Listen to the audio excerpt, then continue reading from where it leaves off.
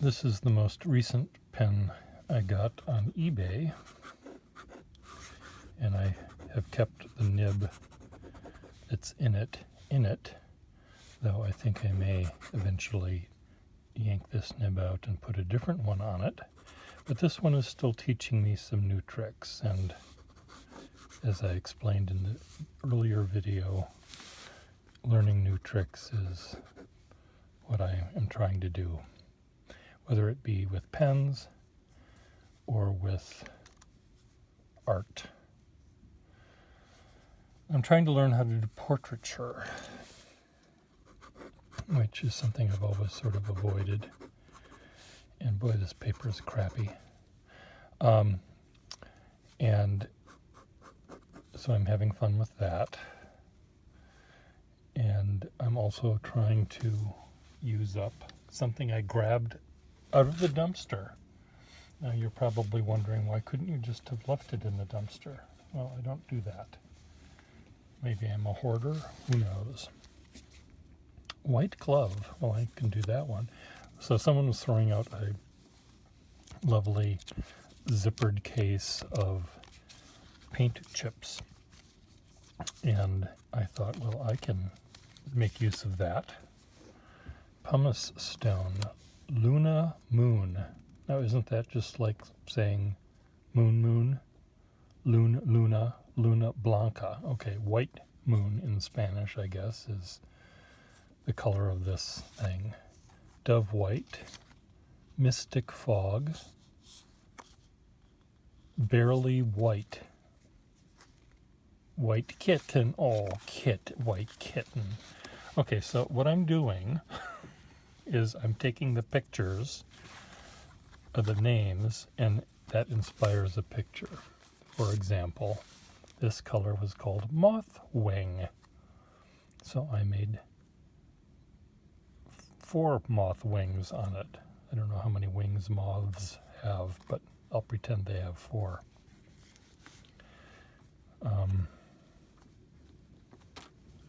So let's see. So this pen, because it's relatively firm, I thought I could really dig down into the paper, which I did. And here you see there's 2 lines parallel. No, they're not quite parallel, so maybe they're made 2 different strokes. But what I'm doing is I'm really digging into the paper with this relatively rigid pen. So a close-up should show the ink, and then there should be a very deep incised line on each side of that channel of ink, which happens when you press down really, really hard with a pen. So white kitten, what is a white kitten going to look like? See, this is very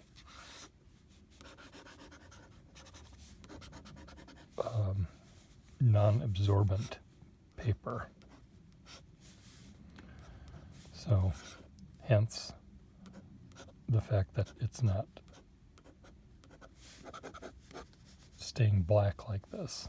It's bare, so I'm pressing down really, really hard. And here you can see, maybe you can see, smudge it a bit. You can see the 2 lines that I'm talking about. So for this particular project of using the names to inspire what I'm going to draw, I'm using this pen. Does that look like a kitten? That looks sort of more like a cat than a kitten. How do I make it look like a kitten?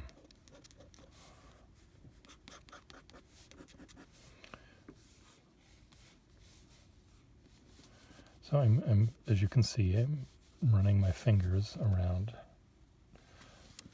softening the background a bit. I'm also going to use a little paintbrush here in dirty water, and that allows me to also add and move the color, the ink around on this. There's our little white kitten.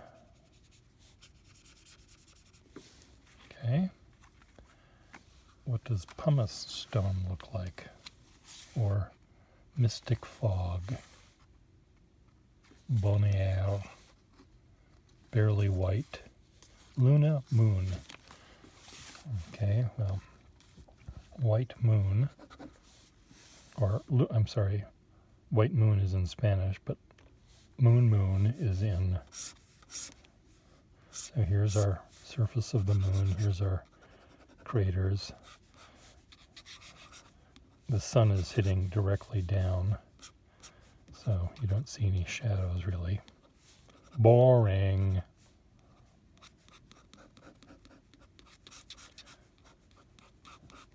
And here's for people that don't believe that we actually made it to the moon. Here's the spotlights and the backdrop curtain, and here's the little Earth being supported on its little stick. God, people are stupid. People are stupid.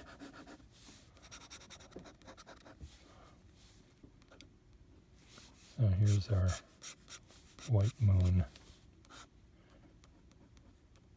Oh, you need a couple of sandbags and on a TV set, sound stage, and here's the key grip, and here's the best boy. I'm the best, he says. Hi.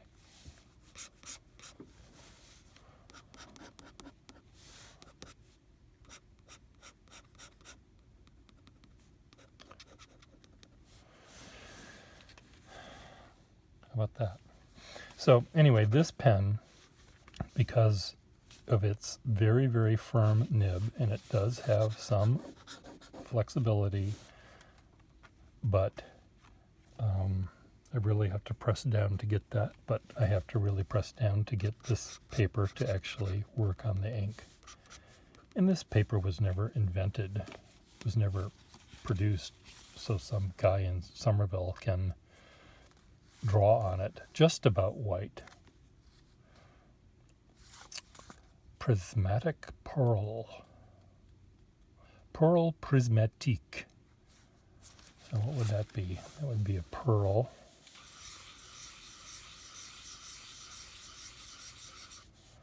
And the light hits it here, and then it turns into a prism. Roy G. Biv over there. So let's make the pearl look sort of pearlescent using our patented finger paint method.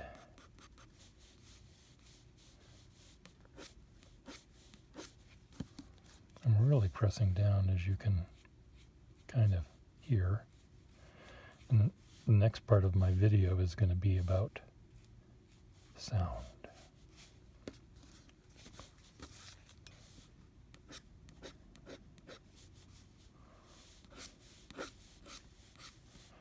So pearls are funny things. There's the shadow that the pearl is casting. Okay, so the light hits there, white light hits there, and then it turns into Roy G. Biv over here. Roy G. Biv.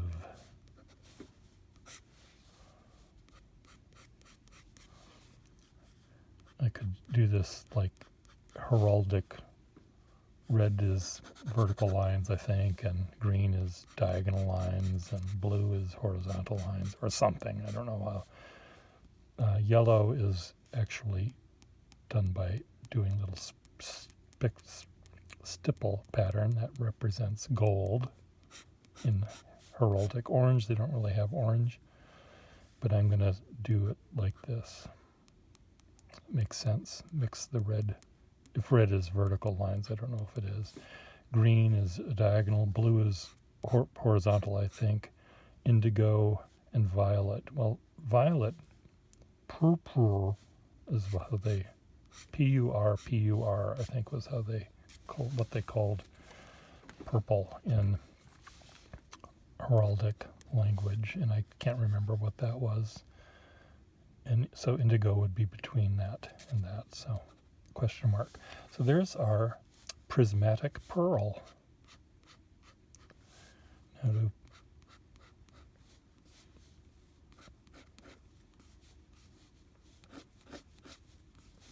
ta-da. Okay, so this pen was my most recent pen from the outside world, and it's making me smile enough.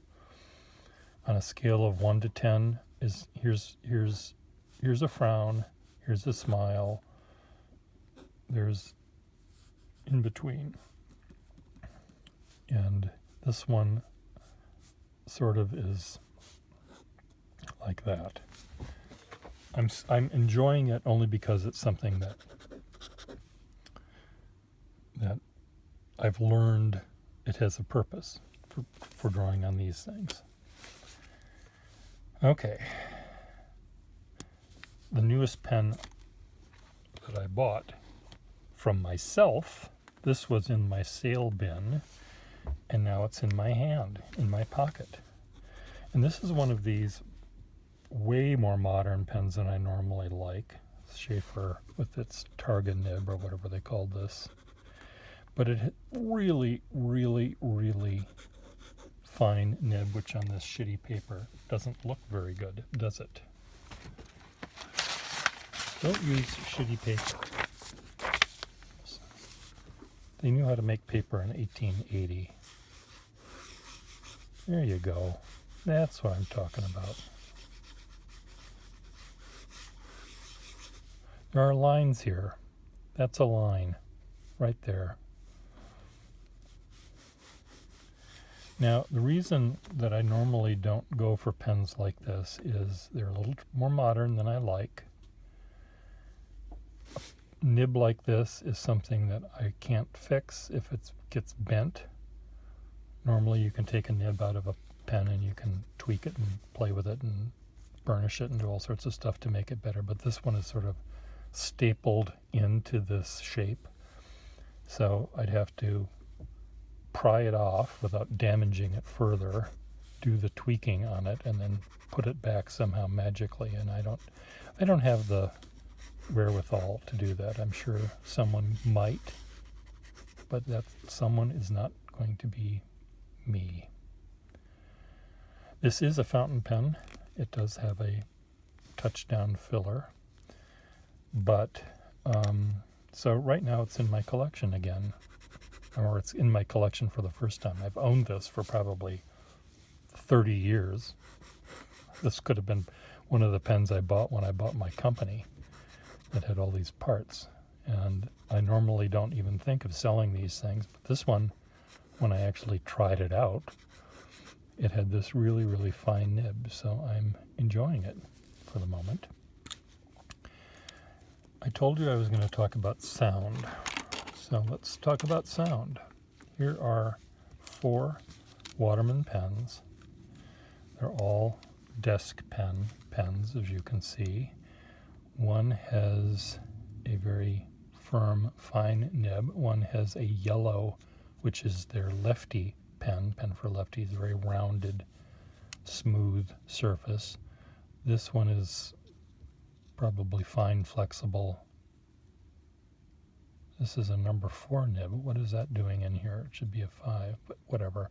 And here's a Waterman 100-year pen. That doesn't really belong in this pen thing either, but again, that's where they are, and that's where they're going to stay for the moment. So I just want you to hear, if you can, the sounds they make as I write with them. I'm trying to, well, first of all,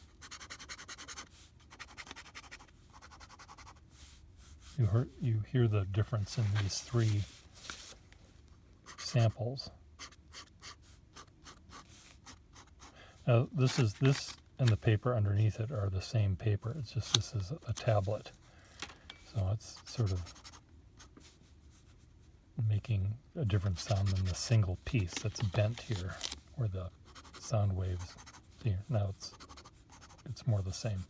Okay, so we're going to talk about this paper right here. So let's put some dirty water on it. And I'm going to try to write the same word. I'm going to use this Shitty Schaefer ink. I'll write the word Shitty Schaefer.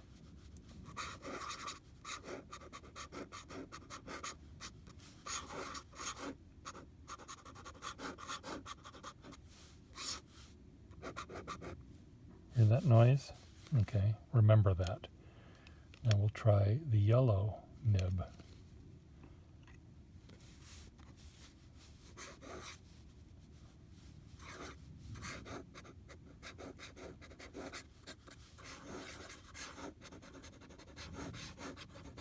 I'm running out of ink here. Shitty Schaefer. So this is different than this, as you can tell. This is shriller. This is less shrill. What about this one? This one might sound, I'm guessing this will sound kind of prickly. This is a fine, flexible. See how Shitty Schaefer nib ink is? It's bleeding. Okay, so this is like a tenor, and this is a baritone.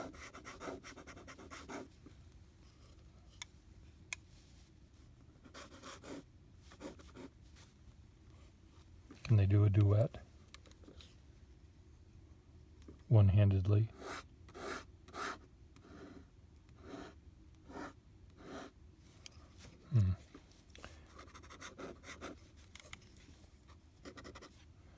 Yeah, this is more shrill. Now, why am I even bothering wasting my time and your time and one piece of paper and a gallon of this shitty ink to explain this to you? I have to figure this out. The point of this story, this is rather like the yellow nib. No, yellow's a little bit shriller.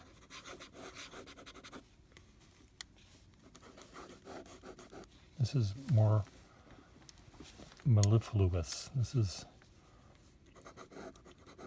a very deep baritone. This is slightly up on the scale. This has a higher range than the other one. But the sound that the pen makes on a particular paper, I think, is an important thing to consider when you're talking about pens. We talk about what they look like. We use our eyeballs. We might talk about what they smell like. If you're one of those kind of people, can I smell your pen? Pens, especially hard rubber pens, have a very distinctive odor to them because they are hard rubber. Hard rubber has a very distinct smell. Ink smells as well. So paper, I suppose, scented paper especially, you could smell that. So your nose is used, your eye is used, if you taste ink or pen or chew on the back of your pen, you can tell me about how that tastes. I'm not going to bother. Feel, you certainly are feeling it with your fingers, but we don't really talk about what the pen sounds like. We might say it's scratchy, or we may say, oh, it's smooth and scratchy. That's not enough words. That's not refining it enough. We have to start coming up with better words to describe how we can appreciate pens more if we had a better vocabulary. It's like wine experts and how they describe a wine and how a wine tastes. They don't just say it's sweet and sour and bitter and What are the taste buds? What are the taste buds do we have? They have more than 4 or 5 words to describe what a wine tastes like. The sound of this is very different from the sound of this one. So let's pretend I was taking a test and I didn't study, but I wanted to really piss off everyone else in the class so they do badly. I might bring this pen into class and I just scribble. I'd answer the question as best I could over here, and then I would do this and make a racket and cause my fellow pupils to think, boy, he's brilliant. Boy, he's annoying. And they'd lose their train of thought and come up with the wrong answer. So, there are many pens that are more like fingernails on the blackboard than this one. Certainly. Now, if I wanted to do an ASMR, listen to the difference here. This is sort of like that deep rumbling that you sometimes hear people talk about in the deep sea. What is that, a plate tectonics moving around, or is it a giant octopus, or what? It's very deep. This is very shrill. But let's say I wanted to put you to sleep. No, I'm not talking about euthanizing you. I want to do that to you over there, but not most of you. But this is the thing that I might use on an ASMR go to sleep. 1 sheep. 2 sheep.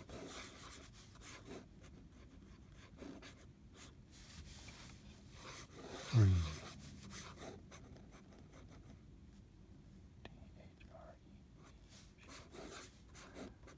getting sleepy.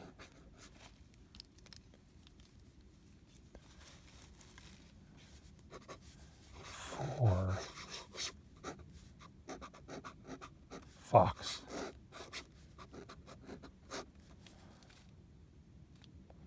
So, next time you take your pen out and fill it up with ink and get your paper out and start writing your story or writing your note or writing your whatever you're writing, your last will, I bequeath to Pierre Gustafson of Somerville, Massachusetts, my entire pen collection.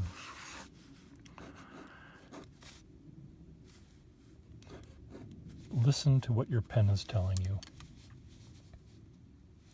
because there'd be one more way to enjoy the pen.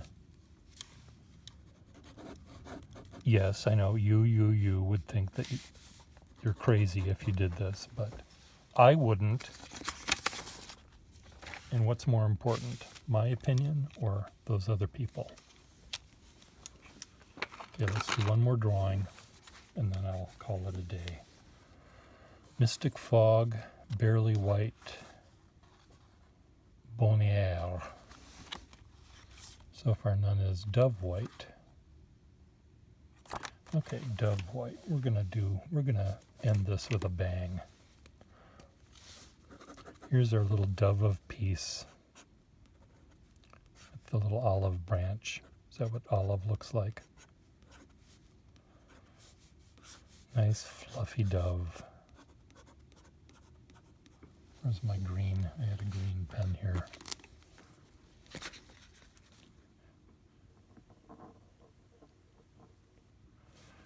To use red ink on paper, it's called rubricate.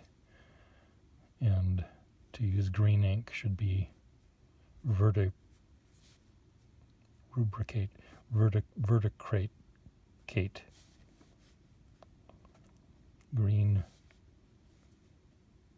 or something. I don't know, whatever.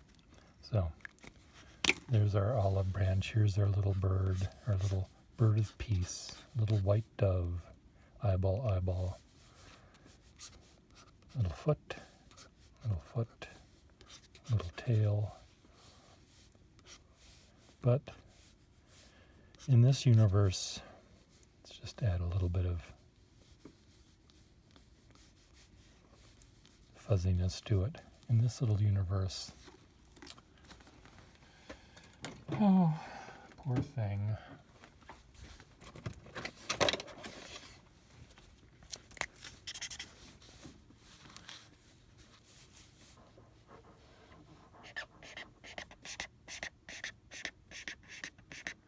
It was run over by a car and just squished. Motorcycle, 3 treads. So much for peace. I spoke with Herr Hitler in Munich, and I believe we have peace in our time. He holds up his little scrap of paper.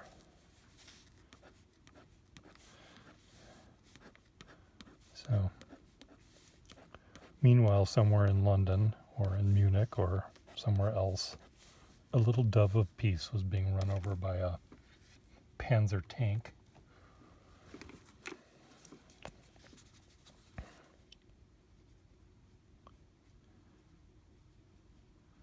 Just a little bit of green there.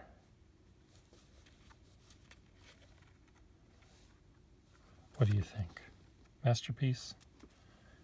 Add to shopping cart, $1 million.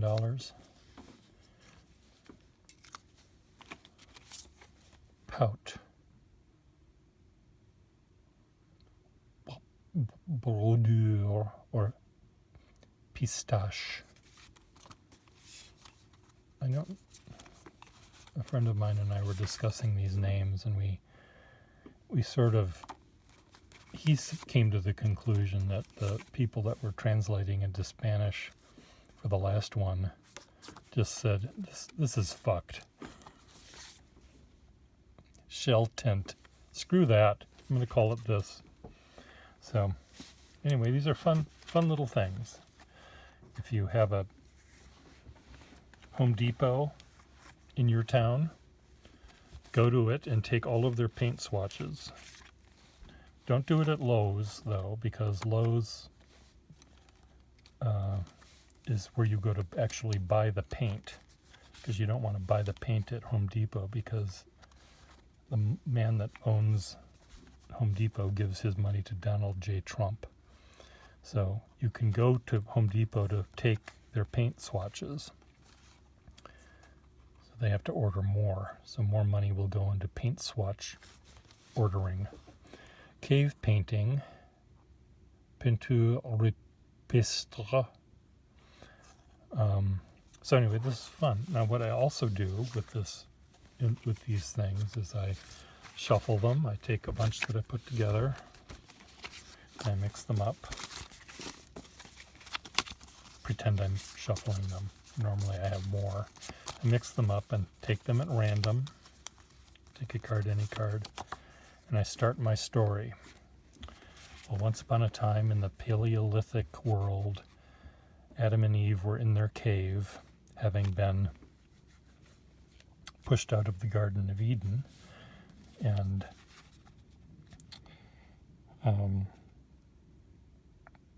so they can't just sit there and have the waiter and waitress bring the food to them. They have to go and figure out how to get it themselves. So Adam went out and he found himself a sharp stick and made it even sharper, and then killed a pterodactyl. Now I hear all of you saying pterodactyls and humans did not exist at the same time, but you're not reading your Bible correctly.